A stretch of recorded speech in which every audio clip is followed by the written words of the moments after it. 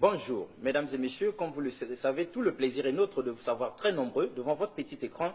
Attendons avec impatience et patience ce nouveau numéro d'homéostasie. Et c'est une mise au point, hein, c'est quelque chose que vous connaissez déjà. On en a parlé, il y a eu à boire et à manger. Le titre vous dit déjà, hein, la date de naissance du Seigneur Jésus-Christ. Jésus-Christ, est-il né le 25 décembre ou pas?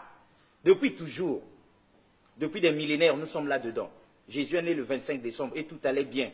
On fêtait Noël, on achetait des jouets à nos enfants. Tout allait bien. Jusqu'à ce qu'un jour, les kimbanguistes viennent tout déranger. Et c'est depuis ce jour-là qu'il y a 200 de cloches, parce que eux, le 25 décembre, ils sont tranquillement assis chez eux. Ils ne font rien du tout, pas de jouets pour les enfants, pas de fête. Les marmites extraordinaires ne vont pas sur le feu là, parce que ce n'est pas encore le moment, ou encore le moment est déjà passé pour eux, parce que quand vous entrez dans une année, janvier, février, mars, avril, mai, les kimbanguistes, le 25 mai, ils fêtent déjà Noël. Ils disent qu'ils tiennent mordicus, hein, et ils insistent là-dessus, hein, que Jésus-Christ est né le 25 décembre. Et ils ont des arguments pour ça. Par contre, l'Église catholique multimillénaire nous avait apporté autre chose, et c'est ça que nous appliquons partout. Jésus est né le 25 décembre. Alors, lorsqu'il y a eu 200 de cloches, hein, ça a carillonné dans notre tête, donc avec du désordre, on ne savait plus sur quel pied danser. Banane a raison. Est-ce que le pape Montalobaki, le 25 décembre, tout son Milabana va jouer, ou les kimbanguistes qui disent stop, c'est fini. Et on a demandé au collège kimbanguiste de Brazzaville, hein, quand on les a reçus sur le plateau de Méostasie, la spiritualité des profondeurs, on leur a dit, depuis toujours, Bino Pebaro Sala Noël Nabiso. D'où vient-il, Papa Mangoyo, hein, et les autres, Papa Kinwani, d'où vient-il que maintenant, aujourd'hui, vous les kimbanguistes, vous avez changé de direction? Et ils nous ont dit qu'il y avait des arguments bibliques, la révélation leur avait été faite, pour peu qu'on se rappelle de ça. Vous aussi qui avez été fidèles à nous, vous savez bien que leur père, hein, son éminence Diangena Kuntima, le troisième et dernier fils de Simon Kimbangu leur avait dit, le moment viendra où on va vous révéler ça. Restons calmes. Et quand le moment est arrivé, de grands chercheurs ont eu la révélation du ciel pour nous dire Jésus est né le 25 décembre. Seulement sur la place de Paris, et eux aussi, chez les experts ici, ils ont entendu, hein, comment ça crie au scandale, mais les kimbanguistes, qu'est-ce qu'ils ont bu? Est-ce que c'est un verre de trop? Déjà chez eux, ils ne boivent pas. Papa, est-ce que chez vous, vous buvez ici? Non, de l'alcool et tout ça. Du whisky, champagne, pendant vous faites. Tout ce qui est alcool est prohibé dans les kimbanguistes. Oui, on dit même que mais ceux qui sont passés à dire TV, ils ont dit que vous ne dansez même pas aussi. Oui, Dindombolo, toutes ces choses-là, ça ne passe pas chez vous ici. Danser, tout ça, c'est prohibé. On dit que même si la fanfare kimbanguiste, elle joue très bien, mais vous défilez respectueusement, on ne danse pas comme les danses du monde. Non, il y a une différence entre danser et défiler. Donc, mais est-ce que vous ne voyez pas, avant qu'on entre dans le cœur de l'émission, que vous faites rater de bonnes choses aux fidèles? C'est-à-dire, ils ne boivent pas, ils ne dansent pas. Pourquoi il y a ça chez vous? Au fait, bon, danser, moi je ne sais pas si c'est vraiment trop nécessaire, mais en réalité, l'alcool, c'est d'abord dans la loi de santé. Vous-même, vous pouvez faire des sondages que vous remarquerez que l'alcool tue beaucoup de gens. Ici, en France, beaucoup des accidents se font rien que par l'excès de l'alcool, et puis ils ne se maîtrisent plus. Mais en réalité, l'alcool n'est pas vital. Donc, une personne peut vivre et sans s'en tenir compte de prendre l'alcool. Mais en réalité, l'alcool nous amène à beaucoup de dérives. Alors, donc, un esprit sain dans un corps sain, on connaît cette histoire-là, et nous avons posé la question seulement comme des gens qui font semblant, parce que des kimbanguistes de Brazzaville nous l'ont dit. Hein? Mais quelle danse d'ailleurs? Déjà, on ne regarde plus la télé avec les enfants. Parce que quand ça va commencer à danser, il faut vous enlever de là. Voilà pourquoi Simon Kimbangu, il avait vu depuis très longtemps. Il avait dit, mes enfants, nous ne sommes pas dans ça. On ne danse pas, hein, et on n'est pas dans ces danses, et on ne boit pas. Parce que si on vous dit de boire un tout petit peu, vous allez exagérer. Donc Simon Kimbangu a dit non. Et depuis que nous sommes à côté des kimbanguistes, nous aussi, nous ne dansons plus, et nous ne buvons plus, et nous nous en portons bien. Vous vous imaginez si nous arrivons sur ce plateau tout sous là. Comment on va faire homéostasie? C'est extrêmement compliqué. Donc là, c'est des mesures disciplinaires, des mesures qui plaisent à l'esprit. Hein. Personne ne dira que Dieu est contre ceux qui évitent la boisson aussi. Alors, donc c'était une cuisine interne, une digression. On revient sur le thème. Alors, papa, dites-nous, pour ceux qui vous avaient raté dans l'émission précédente, qui êtes-vous? Je suis Je réponds au nom de David Mankandi Byongi. Je suis né au Congo-Brazzaville et je suis chrétien kimbangiste et chercheur. Vous aussi, vous faites partie de l'équipe des experts qu'on a trouvé ici. Hein. Vous avez la maîtrise en fait des choses spirituelles et les arcanes du kimbangisme. Bon, expert, c'est trop dit, mais bon, on essaie de faire des recherches. Parce que votre livre, Le kimbangisme à la lumière des Écritures saintes, ce livre qu'on a décrété dans l'émission précédente, la toute première qu'on a faite ici, le livre nous a cloué le bec, donc vous l'avez écrit pour nous confondre ou quoi? C'était une nécessité d'écrire sur Papa Solomon Kimbangu. Déjà, quand vous avez auparavant des idées erronées et vous n'avez pas de connaissances, et moi, il était question que j'ai fait. Parce que la Bible dit qu'il faut sonder les esprits. Hein. Auparavant, je parle du témoignage de ma mère.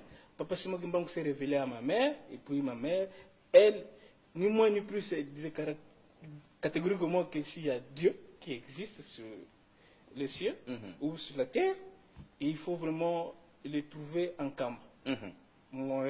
À l'origine, vous n'étiez pas d'accord. J'étais pas d'accord. Et puis, il s'est révélé à vous d'une manière ou d'une autre. Il était question, j'essaie de faire des recherches, parce qu'au moins c'est un personnage mystérieux, parce qu'à la base, un prophète, sa mission se termine tout simplement quand il meurt, il quitte le monde, sa mission pratiquement est finie. Mais lui, il se révèle, non pas seulement aux Noirs, à plusieurs personnes. Moi, c'était un phénomène que je voulais comprendre. Mais si Papa Simon Kimbangu, c'est un homme de Dieu, il doit avoir au moins une révélation qui précise sa mission. Bibliquement, on doit retrouver. Parce que Dieu dit, je ne fais rien sans révéler mon secret au prophète. Donc, il y a un passage biblique, ça c'est Amos 3,7 qui est bien, mais il y a aussi un passage que j'aime beaucoup dans Ésaïe 46, le 9, 10, qui dit que tenez-vous de mes prédications anciennes. Moi, je révèle et puis j'accomplis. Donc, tout ce que Dieu a révélé, il doit les accomplir. Pour moi, il était question que je sonde l'esprit de si c'est l'esprit de Dieu, il doit être biblique. Et après, c'est là où quand j'ai fait des recherches, je me suis rendu compte que ouais, mais il y a beaucoup de choses que les gens ne comprennent pas, ou peut-être l'angle des réalités qu'ils oublient, ou bien les bonnes pages de la Bible qu'ils doivent lire. Tout dernièrement, j'avais dit que nous, les Africains, nous lisons la Bible avec un esprit colonisé. Et puis, quand tu as un esprit colonisé, il y a certaines réalités que tu ne pourras jamais comprendre. Donc, et il y a beaucoup de choses qu'on ne peut pas se moquer. Et déjà, j'ai dit premièrement que là, le kimbangisme est bibliquement correct. Donc, mais vous nous l'aviez démontré très bien. On a vu le kimbangisme à la lumière des Écritures saintes. Ça nous a plu, n'est-ce pas? Parce que nous aimons les Écritures. Il faut que la Bible parle. Et chez eux, ici, la Bible a parlé. Et nous sommes ravis, et nous avions été confondus, mais bon, la vérité reste la vérité. On est ravis de savoir que les kimbangistes, ils n'ont pas inventé une autre Bible, et que Simon Kimbangu, en partant, avant qu'il ne parte pour ces 30 ans d'emprisonnement, les siens ont demandé, mais papa, tu t'en vas, tu nous laisses quoi? Et les kimbangistes, ils disent qu'il leur a laissé la Bible, pas autre chose.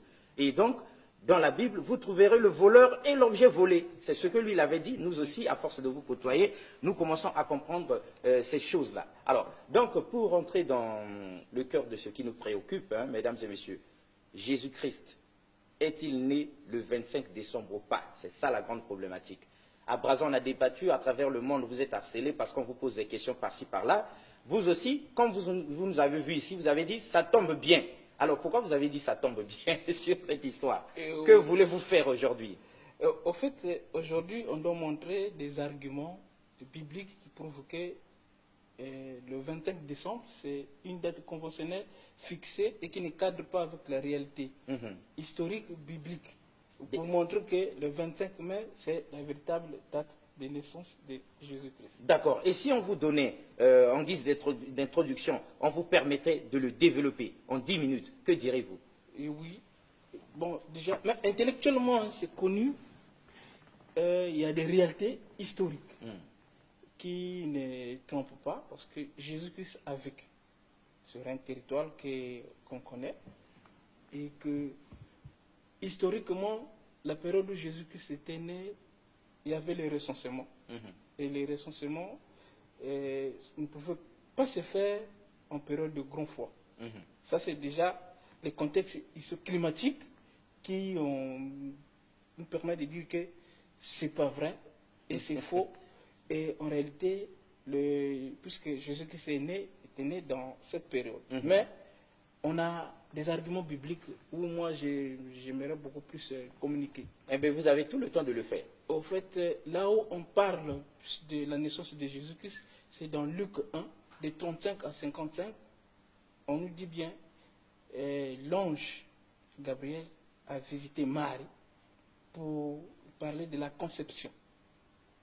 À l'avenir qu'elle devrait mettre au monde l'enfant Jésus. Et on nous dit qu'elle a été visitée, c'était au mois de 6e mois d'Elul. C'est-à-dire que les calendriers juifs, il faut tenir compte. Le problème qui se pose, ou bien quand ils ont fixé la date du 25 décembre, ils n'ont pas peut-être tenu compte les paramètres bibliques, ce que la Bible révèle, la parole de Dieu révèle. Puisque la date conventionnelle qu'ils ont fixée, c'était auparavant pour contrer une fête païenne, le mitraïsme.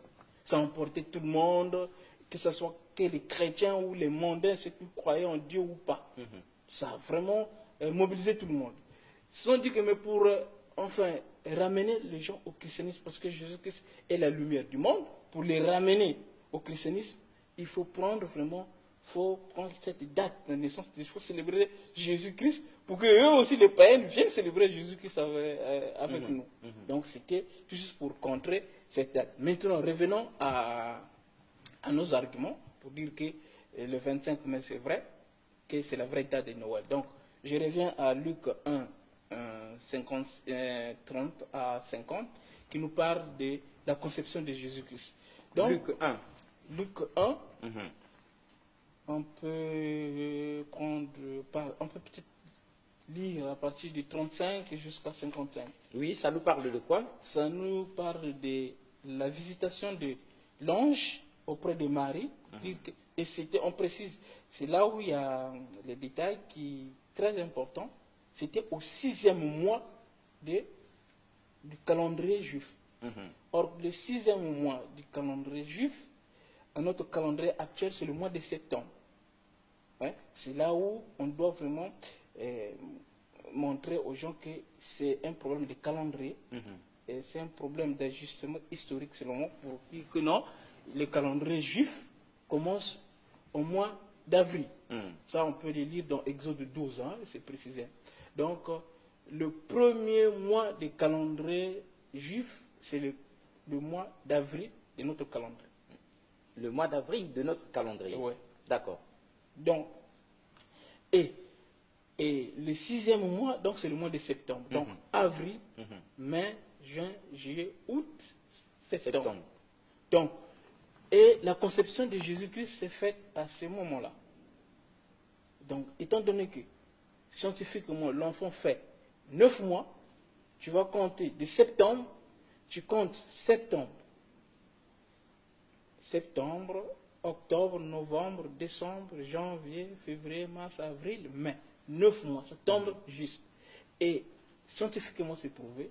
Même intellectuellement, c'est prouvé. Vous ne pouvez pas nier. Donc aujourd'hui, on ne peut pas nier cette date parce que historiquement et scientifiquement, il y a des éléments indéniables qu'on ne peut pas détruire.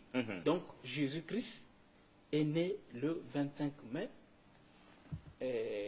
à cette époque. Et la vraie date qu'on peut, parce qu'ailleurs, beaucoup de gens reconnaissent que la vraie date, la date du 25 mai, c'est une date conventionnelle. Mais ils n'ont pas peut-être le courage. La date du 25 décembre. Plutôt, la date du 25 décembre est une date conventionnelle. Mais la vraie date, ils ne veulent pas les dire, les reconnaître. C'est ça le problème. Le problème se pose à ce niveau. D'accord. Et le grand problème pour nous autres, mesdames et messieurs, ça se pose peut-être pas seulement à ce niveau. Nous aimerions bien que quelqu'un d'autre en parle aussi. Pourquoi seulement vous, les kimbanguistes? Est-ce qu'il n'y a pas un élément qui démontrerait comme ça mis à part vous, un non-kimbanguiste, est-ce qu'il n'y a pas, pour nous enlever notre bonne vieille date du 25 décembre, on aime bien ça, est-ce qu'il n'y a pas un autre élément de parlement, personne d'autre n'en parle? Des éléments existent, et on peut prendre un élément bête dans YouTube, hein, c'est accessible à tout le monde. Il y a monsieur, il doit être monsieur Picard, comme ça. Frédéric Picard. Ouais. Mais il y a une vidéo, pas plus de 3 minutes, dans laquelle il dit clairement que ce que j'ai dû raconter, hein, que Jésus-Christ n'est pas né le 25 décembre. Né le 25 décembre. Alors, mesdames et messieurs, avant qu'on le regarde, hein, parce que nous aussi, nous avons côtoyé les kimbanguistes, ils ont des arguments solides parce qu'on les a reçus à Brazzaville. Et quelqu'un qui n'est pas kimbanguiste à Brazza, il avait appelé pour dire, monsieur le journaliste, bibliquement, le Seigneur Jésus, notre Seigneur Jésus, n'est pas né en plein hiver.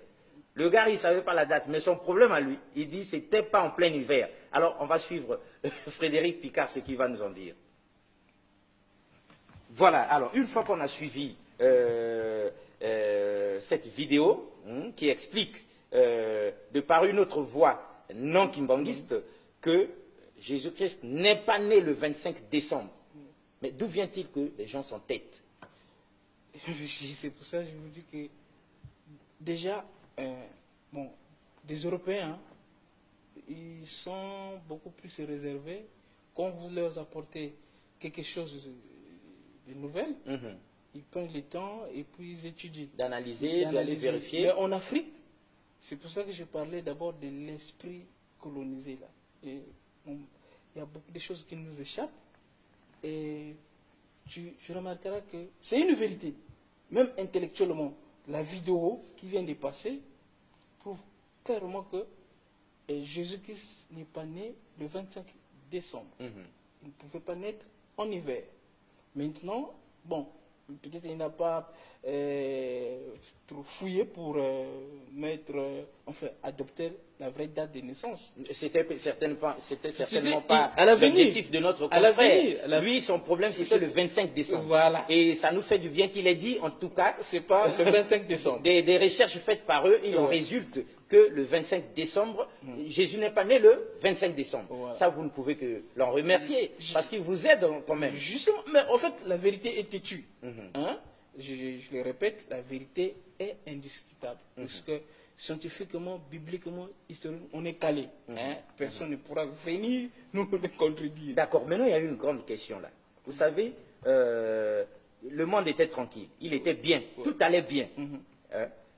Quand on s'approchait déjà vers le 25 décembre, tous les enfants étaient en ébullition, les parents cherchaient à acheter les jouets et chacun savait que le 25 décembre, les enfants, le 31 c'est les parents. Donc le 25 décembre, tout le monde s'était même chômé, payé, ça allait même aujourd'hui. Mais pourquoi vous les kimbanguistes, même si ce n'est pas vrai, pourquoi vous êtes venus comme ça là, mettre le pied dans le plat? On pouvait rester comme ça fait quoi?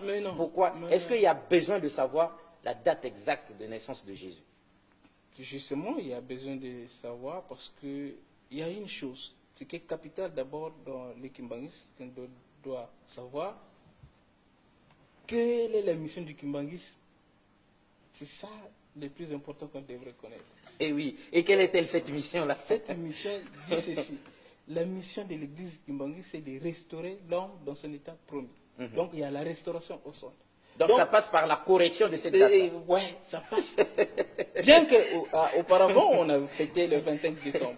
Mais on savait que le moment fixé, au temps voulu par l'Éternel, on y arrivera. Voilà, chasser la nature, elle revient au galop, mesdames et messieurs. Vous avez désherbé, vous êtes partis. Mais puisque vous n'avez rien érigé à la place, revenez 2 semaines plus tard, les herbes auront repris leurs droits. Mais vous, les kimbanguistes, quand vous enlevez le 25 décembre, et que c'est bien appuyé par notre confrère qui n'est pas kimbanguiste, qui est un occidental, qui est un blanc, qui a fait le truc avant même que nous ne soyons dans ce grand débat. Quand vous avez enlevé la date du 25 décembre, qui visiblement, c'est clair et net, est une invention, est un consensus, est conventionnelle, elle est fausse. Quand vous avez enlevé le faux, quel est le vrai à mettre à la place?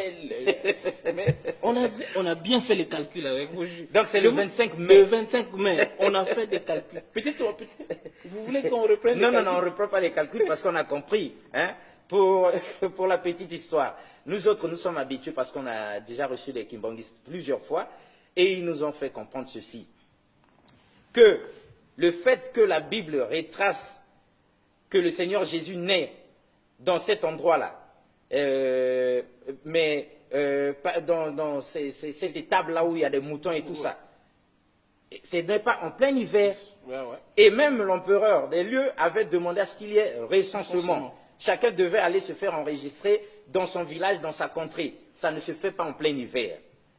Et donc, Jésus, comme l'a dit l'autre penseur, qui n'est pas kimbanguiste, il dit bibliquement, monsieur le journaliste, je ne suis pas dans ce débat-là, mais je reconnais que notre Seigneur Jésus n'est pas né en plein hiver. Cela est dit. Mais maintenant, le 25 décembre, on l'enlève. On remplace quoi le 25 mai? Il faut que ce soit appuyé. Mais les kimbanguistes, ils nous disent, le calendrier qu'il y avait autrefois, si on le met ensemble avec le nôtre, quelle concordance ça va faire? Le premier mois, qui est avril chez eux, correspond à notre septembre. C'est ça qu'on doit comprendre. Mais que vous aimiez les kimbanguistes ou pas, mais au moins comprenez ça, ce calendrier d'antan, comparé au nôtre que nous utilisons dans nos maisons aujourd'hui, le premier mois, avril chez eux, c'est septembre chez nous. Or, si jamais Jésus, il naît selon ce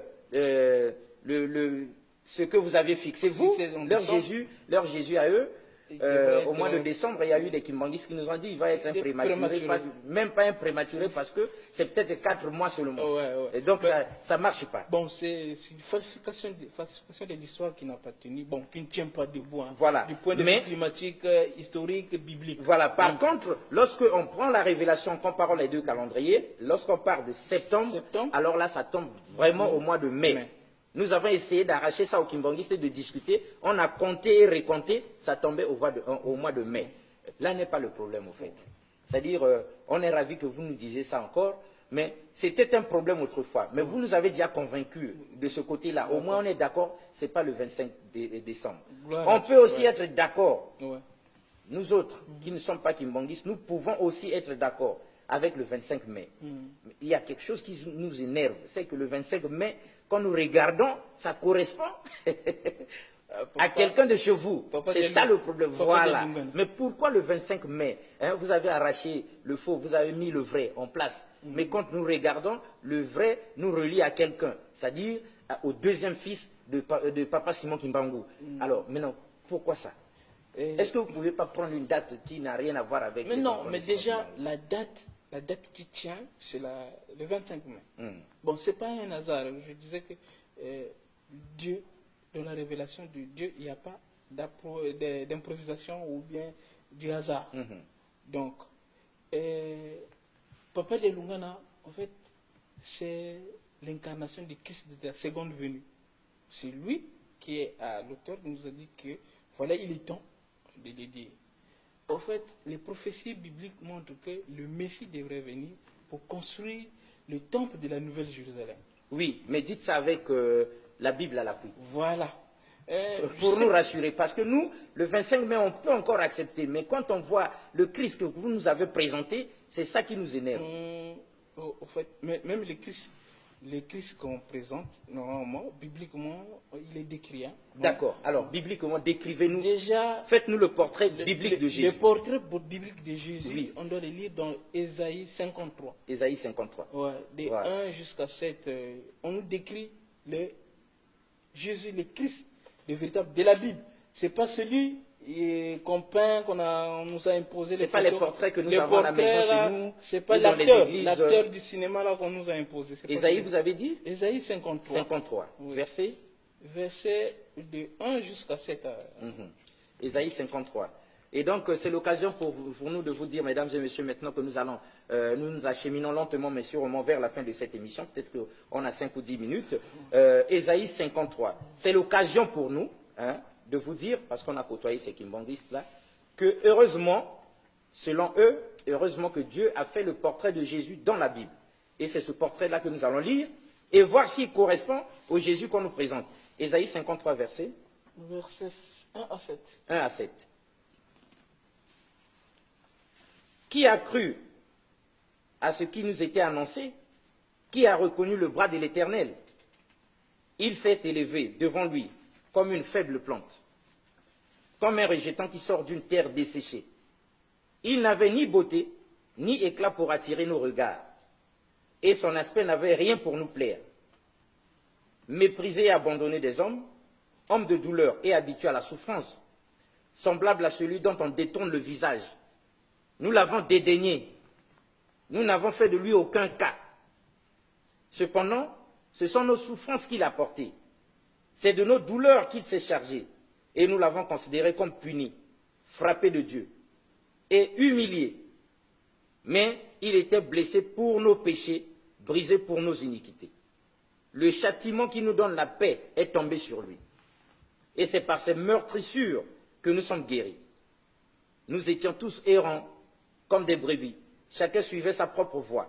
Et l'Éternel a fait retomber sur lui l'iniquité de nous tous. Il a été maltraité et opprimé, et il n'a point ouvert la bouche, semblable à un agneau qu'on mène à la boucherie, à une brebis muette devant ceux qui l'attendent. Il n'a point ouvert la bouche. Il a été enlevé par l'angoisse et le châtiment. Et parmi ceux de sa génération, qui a cru qu'il était retranché de la terre des vivants et happé pour les péchés de mon peuple? Merci. Est-ce qu'on peut gagner le temps parce qu'il y a d'autres passages bibliques qui D'accord, gagnons le temps. Parce que, en fait, le passage biblique qui signifie, qui nous montre que Jésus-Christ devrait revenir, c'est dans l'Apocalypse 3:12. Il 3:12. dit, je reviens. Et il précise la ville de son Dieu, la ville de son Père.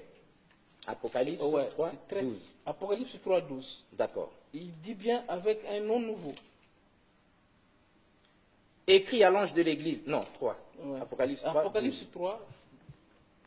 Celui qui vaincra, je ferai de lui une colonne dans le temple de mon Dieu, et il n'en sortira plus. J'écrirai sur lui le nom de mon Dieu et le nom de la ville de mon Dieu, de la nouvelle Jérusalem qui descend du ciel d'auprès de mon Dieu, et mon nom nouveau. Voilà. Ah. Il y a le nom nouveau et il y a la ville de Dieu qui est la nouvelle Jérusalem. Et donc, c'est un enchaînement des révélations parce que le problème, il fallait comprendre, j'avais déjà expliqué auparavant qu'il y a un problème de transfert. Et les transferts nous amènent à la nouvelle Jérusalem. Et là où il y avait la nouvelle Jérusalem, ce n'est que l'espace géographique de l'Éden. Donc, au retour à nos origines. Voilà. Donc, l'Éden, en fait, la nouvelle Jérusalem, même il y avait un autre passage qui précise que c'est en Afrique, c'est Ésaïe 18, nous montre bien que la Sion sera en Égypte, là où il y aura le lieu d'adoration. Donc, c'est capital, puisque c'est l'Afrique. Le problème est que connaître les prophéties et toucher du doigt là où il y a l'incarnation, là où il y a la réalité divine. Et puis Jésus-Christ nous avait montré le lieu, enfin, matériellement, on lui avait posé la question, et où sera le lieu du royaume de Dieu? Voilà, c'est très important. Je vais signifier après, mais c'est mieux de dire d'abord. Ésaïe 18. Ésaïe 18, je crois, c'est le verset 7 qui est très, très intéressant. Ou bien, tout le verset de 1 jusqu'à 7, ça nous montre bien que l'histoire nous montre, la prophétie prouve à suffisance que l'œuvre de Dieu et la Sion devraient être en Afrique, au centre de l'Afrique. Alors, terre où retentit le cliquetis des armes, au-delà des fleuves de l'Éthiopie. Toi qui envoies sur mer des messagers, dans des navires de gens voguant à la surface des eaux, allez, messagers rapides, vers la nation forte et vigoureuse, vers ce peuple redoutable depuis qu'il existe, nation puissante et qui écrase tout, et dont le pays est coupé par des fleuves. Vous tous, habitants du monde, habitants de la terre, voyez la bannière qui se dresse sur les montagnes, écoutez la trompette qui sonne, car ainsi m'a parlé l'Éternel. Je regarde tranquillement de ma demeure, par la chaleur brillante de la lumière et par la vapeur de la rosée, au temps de la chaude moisson. Mais avant la moisson, quand la poussée est achevée, quand la fleur devient un raisin qui mûrit, il coupe les serments avec des serpes, il enlève, il tranche les ceps. Ils seront tous abandonnés aux oiseaux de proie des montagnes et aux bêtes de la terre. Les oiseaux de proie passeront l'été sur leurs cadavres, et les bêtes de la terre y passeront l'hiver. En ce temps-là, des offrandes seront apportées à l'Éternel des armées par le peuple fort et vigoureux, par le peuple redoutable depuis qu'il existe, nation puissante et qui écrase tout, et dont le pays est coupé par des fleuves. Elle sera apportée là où réside le nom de l'Éternel des armées, sur la montagne de Sion. Voilà. Et donc, les prophéties se centralisent sur le lieu de l'incarnation, le lieu de la vérité, c'est Sion. C'est le lieu où tout enfant de Dieu devrait connaître que c'est le lieu d'adoration, c'est là où il y a la présence de Dieu. Donc Sion, c'est la nouvelle Jérusalem. Et la nouvelle Jérusalem, nous l'avons au cœur et au centre de l'Afrique, tout justement à Nkamba. D'accord. Donc c'est le lieu d'accomplissement des prophéties bibliques. D'accord. Mais vous savez, on serait bien tenté d'accepter toutes ces choses-là. Les prophéties sont têtues. On aimerait bien que ce ne soit pas le fils de Simon Kimbangu qui soit là, à la place justement de cette date du 25 décembre. Ouais, 25 mai. Du 25, non, oui, du 25 mai. Hein, donc c'était le 25 décembre notre fausseté, le 25 mai c'est la nouvelle date, la vraie. La vraie. Bah alors, maintenant, une chose est de mettre quelqu'un, une autre, que cette personne respire ce que l'on sous-entend, qu'il y ait des éléments. Est-ce que vous pensez, ce fils de Simon Kimbangu, pour terminer, hein, on ne doute pas parce que la prophétie, elle nous coince, d'accord, mais est-ce que vous pensez qu'il a vécu comme devait vivre le Seigneur Jésus si jamais c'est le Fils de Dieu qui est arrivé ce 25 mai d'une certaine année sur la terre? Quel a été un peu son parcours? Quel est ce côté extraordinaire? Oui. Quel homme est-il? Voilà. L'homme est-il... Au fait, la mission, dans sa seconde venue, c'est de bâtir l'Église. Son Église est bâtie surtout le temple de la nouvelle Jérusalem. Ça, c'est les prophéties qui nous le prouvent. Parce que l'Église Kimbangu s'appelle... Ça aussi, c'est vos derniers mots parce qu'il nous reste 2 minutes. L'Église de Jésus-Christ sur la terre par son nom, vous voyez, spécial. Au fait, celui qui a bâti, on peut dire, la doctrine de l'Église Kimbangu, c'est lui qui a mis tout en ordre, la liturgie, et les interdits, tout ce qui compte dessus, soit la doctrine ou bien la liturgie, c'est lui. Et c'est lui qui a signé l'acte de la reconnaissance de l'Église Kimbangu. Donc c'est son Église en réalité. Mais c'est l'Église de son Père, puisqu'il est né du Saint-Esprit. Et les prophéties nous disent que le Fils de Dieu devrait naître, et il est né du Saint-Esprit. Et le Saint-Esprit est avec nous, Papa Simon Kimbangu, à la ville, Nouvelle Jérusalem. Et donc, du point de vue, quand on peut aller creuser dans la description anthropomorphique du Christ. On a donné un passage. On a donné le portrait biblique du Christ. Le portrait biblique. Et on a donné des prophéties qui montrent que l'histoire de Dieu devrait repartir à nos origines. Et cela prouve bien que ça est très conforme avec la révélation biblique. Mais le plus important est que le Messie, quand il devrait être, ça c'est, peut-être je vais terminer sur ce point, c'est Zacharie. Zacharie est là aussi. Il vient après les 3 premiers. Prophète Zacharie, lui aussi il a frôlé la restauration. C'est lui qui a donné, qui a parlé de la mission de la première et la deuxième venue du Messie. Mais il était question que le Messie construise le temple. Les temples sur le lieu de son trône. Et il reviendra pour le jugement à la gloire de son Père. Beaucoup de chrétiens nous posent la question de savoir, mais comment se fait-il? Il est écrit que le Messie, quand il viendra, tout œil le verra. Mais il n'y a que vous qui le connaissez. Mais non, ils confondent les étapes. Il y a l'étape du jugement dont beaucoup de chrétiens connaissent qu'il y aura l'enlèvement. Et c'est ce qu'il nous a promis. Et d'ici peu, il y aura l'enlèvement et tout œil le verra. Et donc, Zacharie, le passage dont vous faites allusion. Zacharie 6, versets 12 à 13. Et évidemment, c'est vous qui m'avez manipulé mieux. Retrouvez-nous ça, comme ça on va le lire pour les téléspectateurs. En attendant qu'on nous trouve ce passage-là, nous allons aussi conclure, parce qu'on finira par ce passage-là, en disant, on va rester têtu jusqu'à quand? On va rester têtu jusqu'à quand? C'était d'abord les Kimbangu qui n'expliquent pas. Maintenant, ils ont expliqué, ils ont réexpliqué. C'était, ils n'utilisent pas la Bible, mais ils ont ouvert la Bible. C'était les passages bibliques, il n'y a pas de passages qui argumentent ça, ils ont montré. Et c'est même plus grand. Frédéric, il n'est pas kimbanguiste. Et il nous a démontré, le mensonge est venu de l'Occident, Mais c'est à l'Occident, aujourd'hui, qu'ils reconnaissent que le 25 décembre, non, non, Jésus n'est pas né le 25 décembre.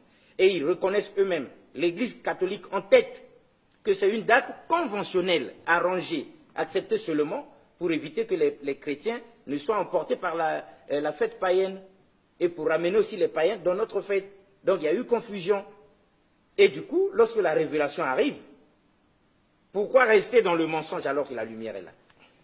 Et si vous, on refuse la lumière, la révélation donnée par les kimbanguistes, quelle est la vôtre? Dieu a dit quoi chez vous? Hein, homme de Dieu? Archibishop ou bien, je ne sais pas, super, il y a même des généraux à l'église maintenant. Bon, qu'est-ce que Dieu a dit? Il a dit, c'est pas le 25 mai, mais il a dit quoi? Est-ce que le Seigneur Jésus, il accepte le 25 décembre chez vous? Point d'interrogation. Alors dites-moi, papa. Donc, je peux lire au nom du Père, du Fils et du Saint-Esprit. Donc, c'est Zacharie 6, de 12 à 13. Tu lui diras ainsi par l'Éternel des armées, voici un nom dont le nom est germe, germera dans son lieu et bâtira les temples de l'Éternel. Il bâtira les temples de l'Éternel et il portera les insignes de la majesté. Il s'assiera et dominera sur son trône.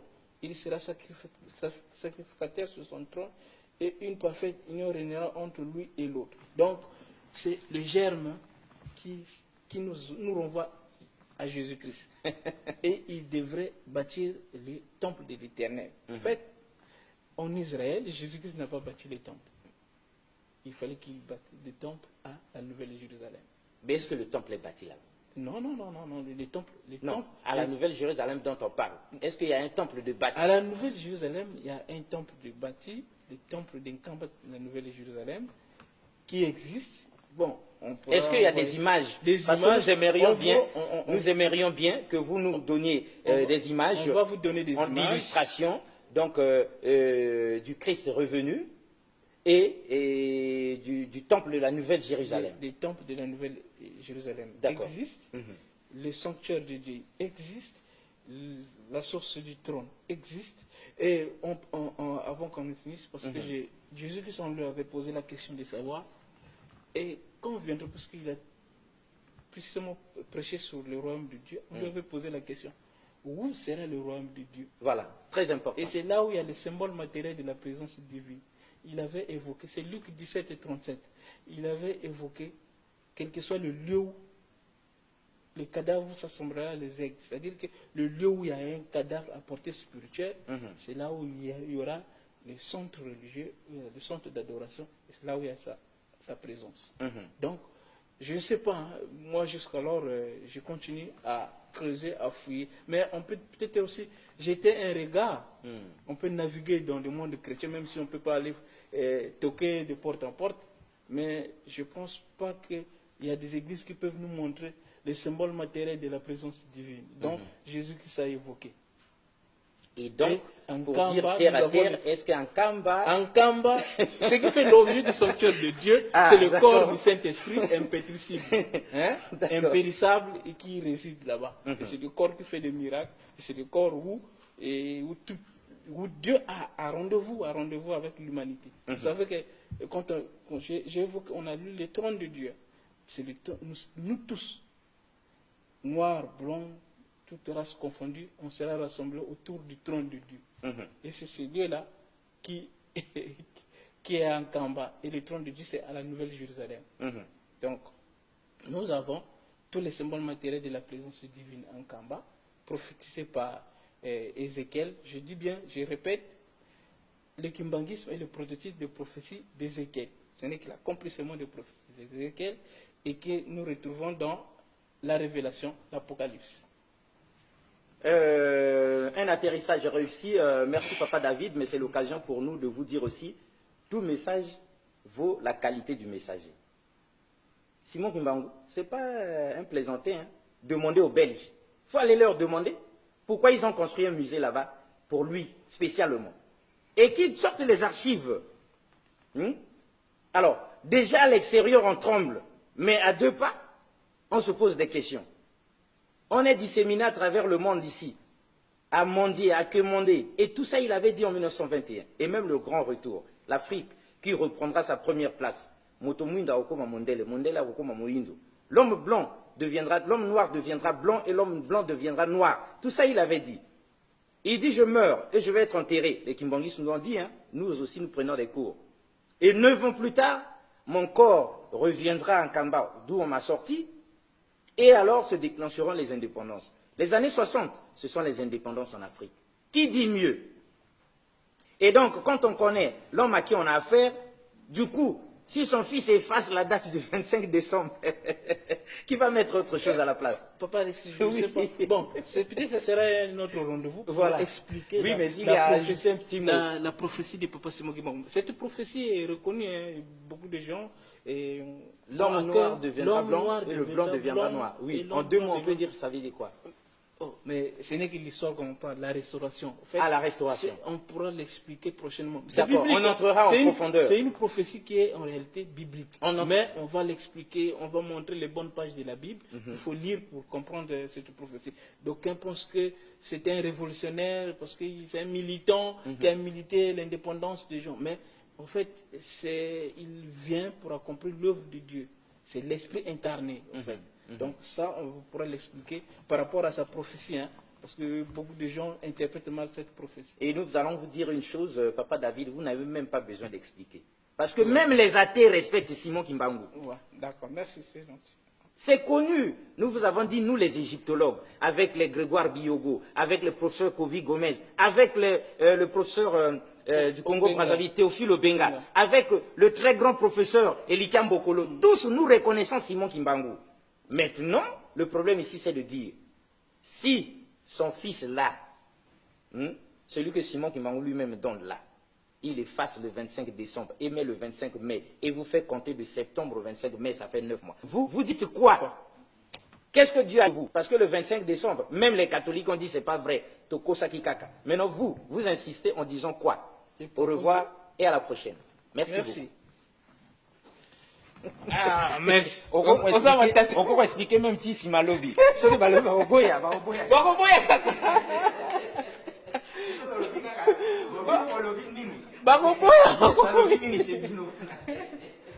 Ah ouais.